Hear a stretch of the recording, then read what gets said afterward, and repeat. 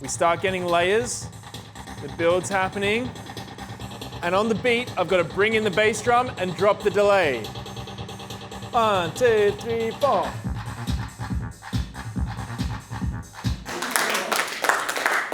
right, have a go.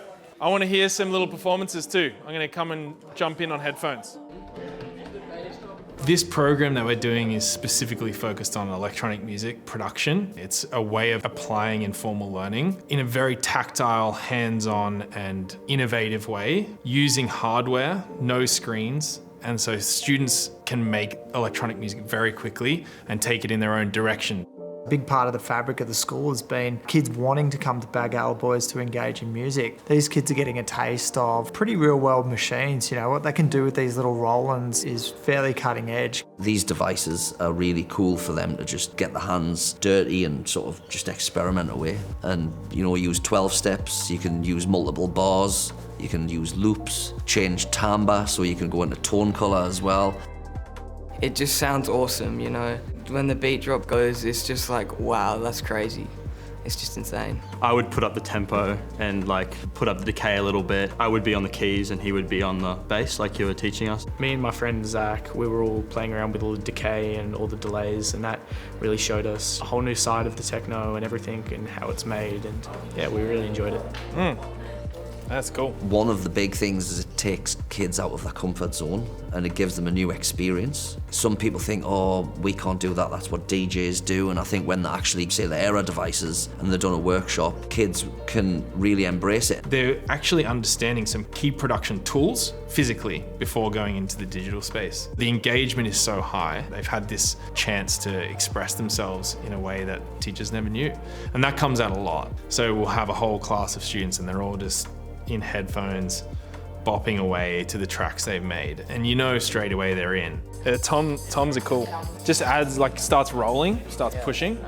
It's less about teaching it to kids. It's about the kids having the experience and the opportunity to make this music. Because you can have everyone making music very quickly and just swapping headphones, plugging in at the front, sharing their work. It's really enjoyable. Making it yourself, you start to understand it more. You just kind of get in the zone and start doing it, like when you're playing any instrument. Figure out what works, what doesn't work, see how it all adds up, different instruments, different sounds. Just getting to make your own beat and like figure out how to use it. Just knowing that we could do that ourselves, like making beats, is cool. We're kind of mucking around with how it would sound and things like drops, and it sounded amazing. That's cool, that's good. I love a bit of delay, nice texture. Using electronic music hardware is what is happening in the modern music industry, especially in performance. This is providing a gateway, a picture of what's possible. So it's amazing how often kids will be like, I'm into house music, but I didn't actually know it.